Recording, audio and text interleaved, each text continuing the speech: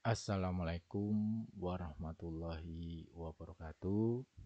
Selamat pagi anak-anakku semua. Pagi ini untuk mata pelajaran PKKWU kita memasuki KD ke-14. Sebelumnya, apakah kondisinya sehat semua ini? Semoga tetap menjaga protokol kesehatan, tetap sering cuci tangan, kemudian jaga jarak ketika kita bertemu dengan orang lain. Oke, silahkan sekarang masuk ke e-learningnya masing-masing, baik menggunakan smartphone maupun laptop atau PC atau perangkat yang lain, yaitu dengan cara ketikkan e-learning smk2 jk sch.id. Setelah itu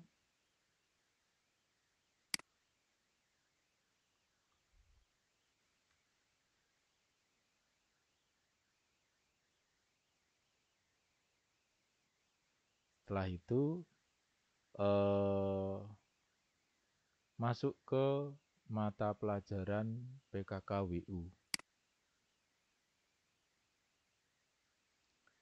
Pada pertemuan ini silahkan terlebih dahulu untuk presensi ya. Di sini ada presensi, silabus kemarin pertemuan yang pertama sudah kami sampaikan.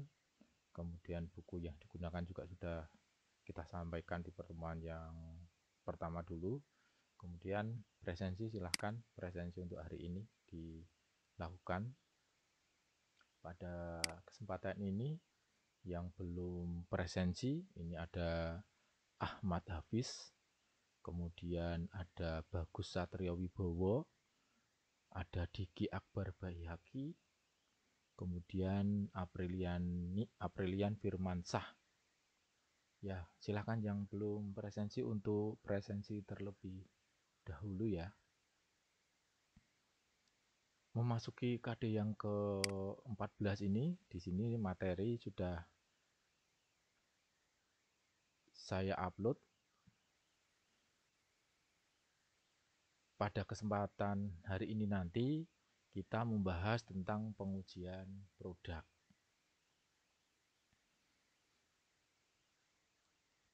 Topik pengujian produk ini meliputi yang pertama adalah konsep dan prosedur pengujian produk, kemudian yang kedua adalah pihak yang berperan dalam pengujian produk, yang ketiga yakni prosedur pengujian perangkat keras dan perangkat lunak komputer. Pada kesempatan ini nanti kita membahas topik pengujian produk ini, nanti dilanjutkan dengan penugasan dan juga kuis atau ulangan. Dan juga nanti pada pemaparan materi nanti di sini sudah ada video tentang pengujian software dan pengujian hardware. Oke, silahkan masuk ke slide yang Pak Haryanto buat, yaitu konsep dan prosedur pengujian produk. Ya.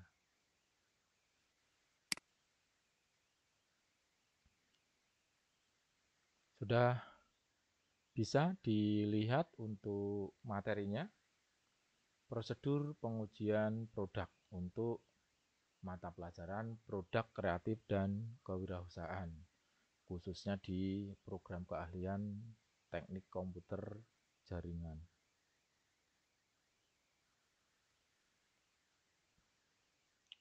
Pengujian produk. Pengujian produk itu apa? Ada yang tahu? Pengujian produk adalah proses penjaminan kualitas produk sebelum dipasarkan. Jadi sebelum dipasarkan, produk yang kita buat itu harus kita uji apa kekurangannya. Kalau masih ada kekurangannya, kita sempurnakan, kita lengkapi.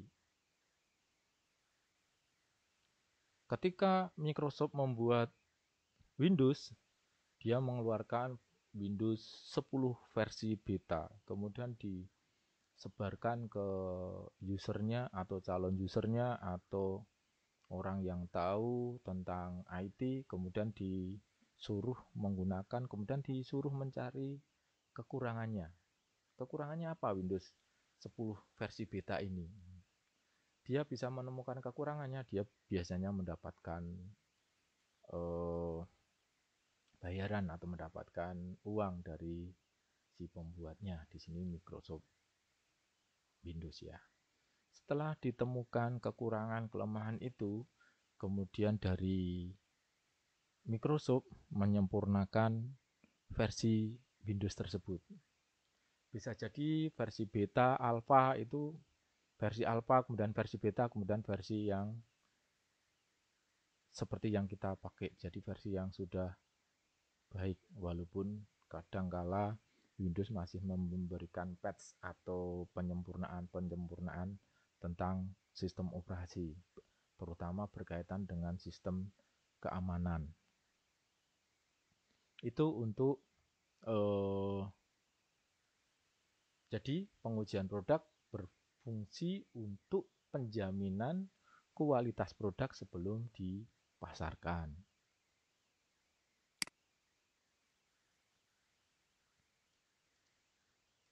Kemudian pengujian produk ini dilakukan sebelum dipasarkan, itu jelas.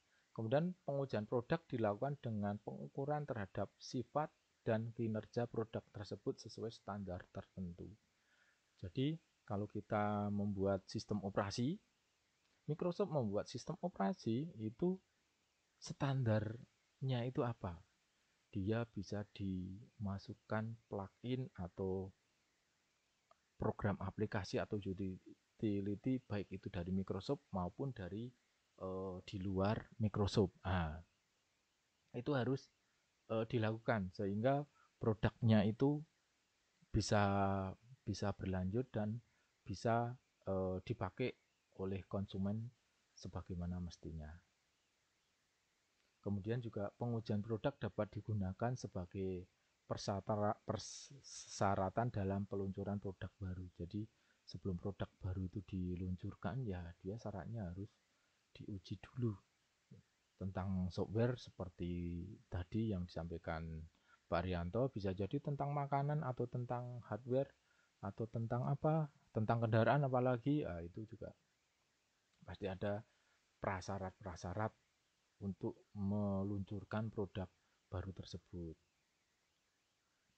Kemudian bagi produsen, hasil pengujian produk berguna untuk mendapatkan hak paten atau atas produk. Jadi kalau kepingin memberikan merek hak paten itu harus produknya itu diuji sehingga bisa dipatenkan. Kalau tidak diuji ya untuk mendapatkan hak paten itu tidak bisa.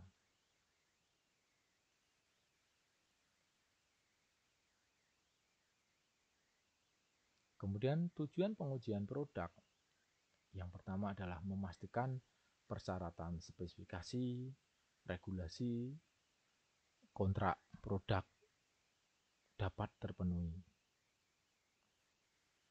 Jadi sistem operasi itu spesifikasinya apa? Kemudian bisa menjalankan aplikasi atau utility apa saja.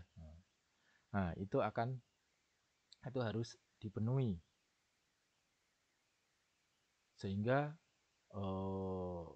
produk ini dipastikan berjalan semestinya ketika nanti setelah dipakai oleh secara massal atau dipakai oleh kebanyakan orang.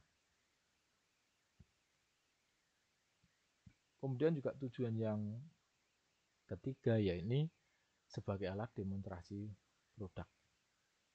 Yang keempat, menetapkan kesesuaian produk terhadap penggunaan akhir. Selanjutnya, menyediakan dasar komunikasi teknis atau produk yang dimaksud komunikasi teknis di sini adalah seperti buku manual ataupun buku cara penggunaan. Nah, ini harus kita kita buat kita ketika mau meluncurkan suatu produk. Dan juga menyediakan informasi perbandingan dengan produk lain. Produk lain itu maksudnya kalau sistem operasi, kita tadi bicara sistem operasi Windows, produk lain itu ada sistem operasi Linux, sistem operasi Apple, sistem operasi Sun, Solaris, perbandingan masing-masing produk ini apa, perbandingan bisa jadi persamaan maupun juga kelebihan masing-masing. Kemudian dengan adanya pengujian produk ini dapat dipertanggungjawabkan secara umum. Jadi produknya itu bukan plagiat. Kalau software itu bisa jadi mengcopy itu mudah, sehingga kita sebagai ketika membuat produk ya bagaimana caranya software yang kita buat itu tidak mudah ditiru, tidak mudah dicuri source code-nya. Kemudian dengan pengujian produk ini tujuannya adalah pemecahan terhadap kendala produk. Misalnya ada bug-nya, misalnya sistem operasi yang kita buat itu tidak bisa berjalan untuk Macintosh, hanya bisa berjalan di Windows. Nah, contohnya seperti itu. Kemudian juga menentukan penghematan produksi produk. Maksudnya dengan produk kita itu keuntungannya apa, menghemat apa. Kemudian keuntungan pengujian produk yang pertama adalah menjajal strategi pemasaran.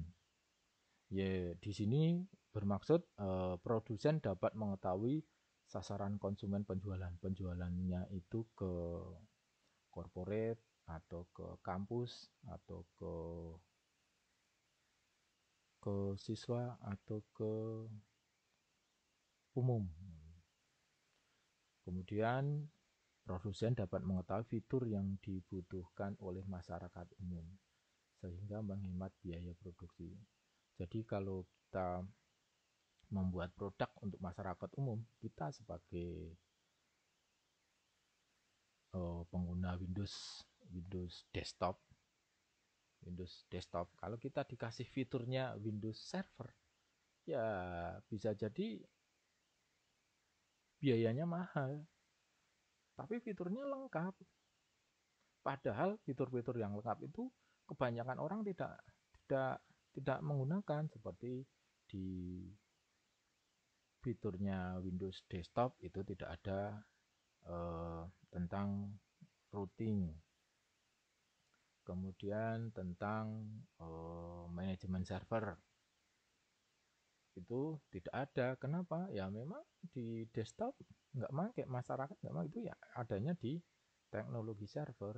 Nah, sehingga dengan hal itu kita bisa menjual ke masyarakat itu sesuai kebutuhannya nggak butuh teknologi server, dia hanya kebutuhan desktop, ya kita buat Windows desktop itu kebutuhannya untuk desktop.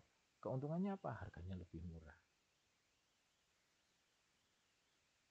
Keuntungan pengujian produk yang kedua ya ini memberikan informasi mengenai produk. Yang dimaksud ini adalah produsen akan mendapatkan masukan dari konsumen dan penguji terkait dengan performa perangkat keras, kali ini perangkat keras. Tentang motherboard, wah ini motherboardnya bisa untuk, kalau motherboard yang khusus untuk studio, dia bisa merekam suaranya dengan berapa dB, kemudian bisa menekan noise sekian dB sehingga suaranya bagus. Nah, untuk motherboard tukang gamer, nah itu performanya videonya seberapa bagus. Nah, itu yang dibutuhkan sesuai dengan kebutuhannya. Jadi nanti ada segmen gamer, segmen untuk penggunaan suhu dan yang lainnya.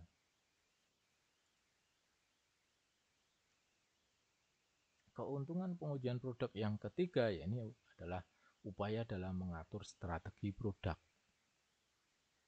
Yang dimaksud di sini adalah pengujian produk akan membantu produsen dalam mengetahui persepsi konsumen mengenai keamanan dan performa produk. Jadi kalau kita memakai Windows, keamanannya itu seberapa, firewall-nya itu seberapa kuat gitu untuk menjamin keamanan ini. Performanya dia bisa mengakomodir RAM-nya itu berapa, prosesornya sampai yang core berapa, harddisknya bisa sampai yang berapa tera dia bisa dipakai, dipasang di motherboard tersebut. Keuntungan pengujian produk yang keempat yaitu membantu produsen mencermati kesalahan. Yang dimaksud sini adalah pengujian produk membantu konsumen untuk mengetahui kecacatan produk yang menyebabkan pengembalian barang atau penggunaan garansi produk. Mungkin kita udah tahu pernah mengalami Windows itu kemudian disuruh mengupdate. Nah, itu maksudnya apa? Karena produk itu bisa dibilang cacat, walaupun sebenarnya sudah bisa berjalan, tetapi untuk fungsi-fungsi tertentu dia akan mengalami kekurangan sehingga perlu diupdate. Ataupun juga Pak Rianto pernah punya kendaraan mobil itu disuruh mengembalikan ke dealer, kemudian diganti komponen tertentunya dan biayanya gratis ditambah biaya ganti oli gratis. Nah, itu karena apa? Karena produknya itu ada kecacatan. Kalau terjadi kecacatan setelah produk itu dibeli masyarakat, itu biaya untuk menggaransinya itu jauh lebih mahal ketika kecacatan itu ditemukan sebelumnya. Kalian juga pernah membaca di media massa tentang komputer atau tablet Samsung, handphone Samsung itu ditarik dari pasaran, nggak boleh dijual. Kenapa? Karena ada yang meledak. Satu saja yang meledak, karena ini produk massal ya, nanti bisa jadi kalau sudah mengeluarkan 1 juta yang bisa meledak itu 100. Nah, itu bisa dibayangkan berapa korbannya. Sehingga barang semacam ini diwajib di recall, ditarik, kemudian disempurnakan, baru dijual lagi, atau yang sudah dipakai itu dikembalikan ke dealer, kemudian diganti yang baru dengan yang jauh lebih sempurna.